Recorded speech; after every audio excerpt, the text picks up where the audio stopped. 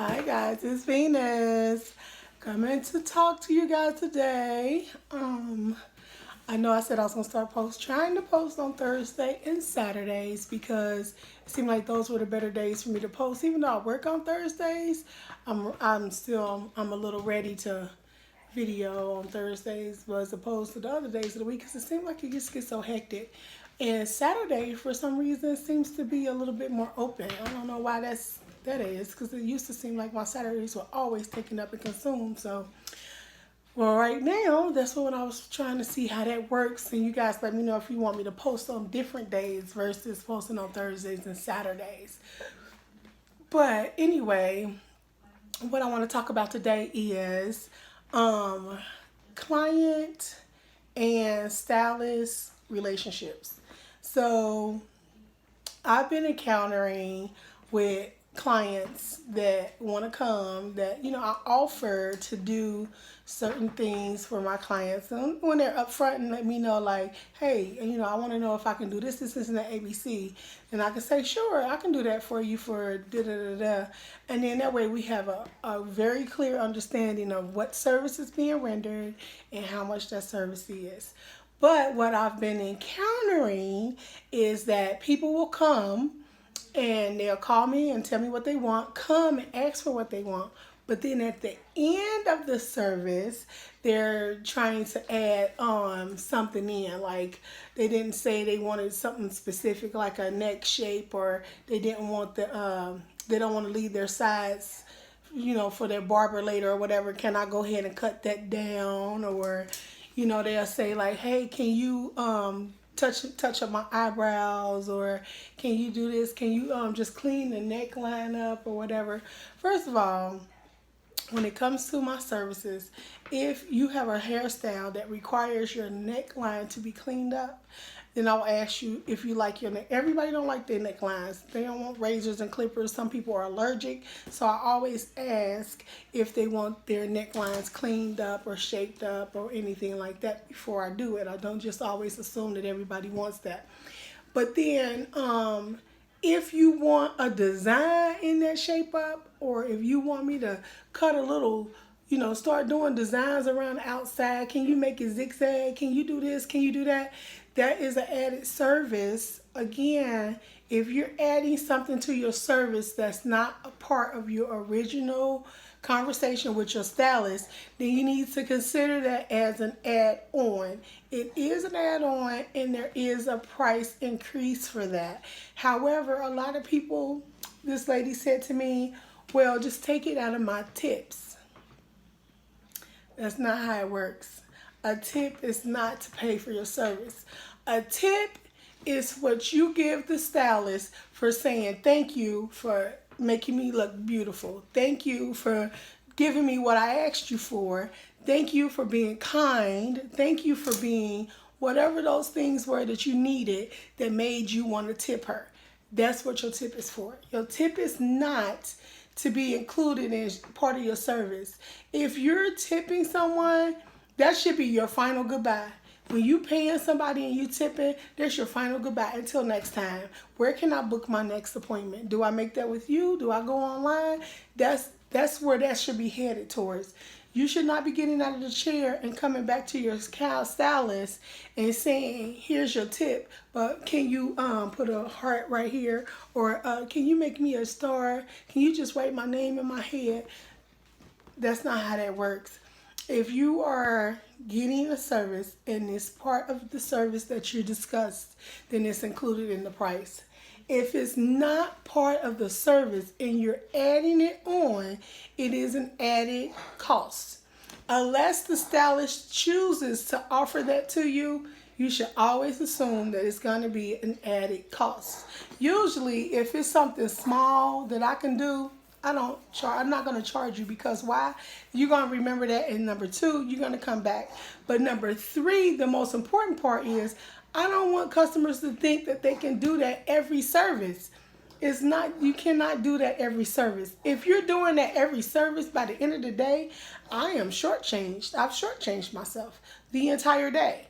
When you go to work and your boss is paying you for a service and he starts shaving $1.50, $2, $5 off of your hour, You gonna notice that, right? You gonna feel that, right? When it's time to pay your rent, you gonna know that you've been shortchanged. So the same in hair industry, even though you're exchanging that in my hand, it's still accounted for. It still goes towards my livelihood, my home, my groceries, my everything. Just like your money goes towards your expenses and your way of living. So I just ask that people start taking that into consideration before you get up out of your stylish chair and try to tack on all these added costs, and then you try not to pay for them. Not that that's what you're trying to do, but that's how it comes off, is that you're trying to get, extra things free of charge, and you can't do that. Like you go to McDonald's or any restaurant, you're not going to be able to be like, can you throw a fry in that bag for me? Not gonna happen. You have to do things right, and it has to be done well in order for us to maintain our living. It has to be maintained right. Other than that, you get a lot of angry people. You get a lot of people talking about you badly. No. So let's not even do that. Let's keep this clean. Let's make sure when you come in and you sit down and you have a service that you want, you're honest and upfront. Now, don't get me wrong. Sometimes people do, when you get finished with style, you be like, oh, this would be cute if you'd have did this way, or this would be even cuter if we could have put this behind my ear like this. Those are benefits to the services. Those never cost anything. People shouldn't be charging you to do something that pushes your service one step further to look at even better than it was, or pushing your service one step further to be like A1, like this really did turn out cute doing it this way. No one should be charging you for that kind of service. The kind of service I'm talking about is when you add on, when you go, oh, you know what, I like this, but can you put 6 braids right here? I want 6 braids right there. I think that'll look cuter with 6 braids. That's added service, because the service that you've been rendered, it looks fabulous. It's actually what you asked for. But now you're thinking you got a whole new idea. That's not part of the service. That's an added service. So that means you want braids now, and I need to go back and put these braids in there and reservice you, because I'm going to have to comb that hair out of place, put those braids in, and then replace that hair that needs to be, now maybe you got a piece from the braid that's sticking up. I have to go back in and service that. I have to flat iron that, put my product on it, lay it down, and in some instances you never know what's going on. Somebody got hair that might have been reverted from your natural hair, and it gets damp sometimes. Certain creams on certain hairs, you don't know until you use it. So sometimes you have to go back and make corrections and fix stuff. When people change the service, now we got to do more. Now you costing me time, because my time with you is over, and I could be moving on to my next customer to receive my next pay. But instead, you're taking over the clock. Now, where you should be leaving and telling me goodbye, you're adding to your service, you're adding to product use, you're adding to my time, space, you're taking those things away from the next customer. So that's why it's an added cost, because our time is money. Especially if you sit down and you're a 30-minute service, and in 30 minutes I can make $35, then that's $35. But if you're taking up and you pushing into the next hour, that's $35. That person get frustrated, and it's taking you a whole hour to get finished with whatever because you're being so picky, you making things difficult. The customer can't get, the next customer is still waiting. She's there on time. She's ready to be serviced, but I have somebody in a chair that's being difficult, that's being tedious. Oh, I need this piece, and I need this piece, and can you do this piece, and maybe this piece, and move this piece. You taking up time. If you know that you're going to need 2 hours because you're picky like that, then maybe you should pay for a 2-hour window, so that you can be picky like that, and that you can do whatever it is you want to do. Take as long as you want, whatever you want. Then, I really feel like people should be paying for that 2-hour window, because time is money in this industry, especially if you're a beginning stylist and you're trying to boost up your people and trying to get, put on your best image so that people can come back to you and they tell their friends and tell their friends and tell their friends. You want to keep that consistent. But if you're getting people that aren't consistent and they're taking up your time, they're taking up money, they're taking up space, then sometimes as a stylist, you got to call it quits. And you got to say, you know what? your service is done. Your fee is this much. And if you want to get that style at a later time, I'll be more than happy to service you with that. But your time is up. And I have other clients coming. So let's cash out. And then next week when you come back, we'll give you that style. And then that way you'll know by then or not if you really want that style. Because right now you're just taking guesses. So let's see. Let's wear this style first. See if you like it. And then next week when you come back, if you want to do that style with the braids, then we'll do that then. Is that okay? And usually that person will light to go off and say, oh yeah, that's fine. We'll do that next service. I'm like, yeah, let's do that next service. So then that person finally can pass out and then they can leave, make their appointment, and still be happy with the service that they got. Because number one, you were honest. Number two, you were upfront. And number three, you talked your customer to make the best decision at the time for her time and for your time and for your next paying customer's time. So there's nothing wrong with doing that, and I feel like that's where I'm at. I'm having to push people in the this time to get up mode, and I think it's kind of sad because I really enjoy my time with people when we're sitting and we're talking. I enjoy my one-on-one with conversation with my customers. So don't think I don't want to talk. I do want to talk. As you can tell, I'm a chatterbox. I love talking.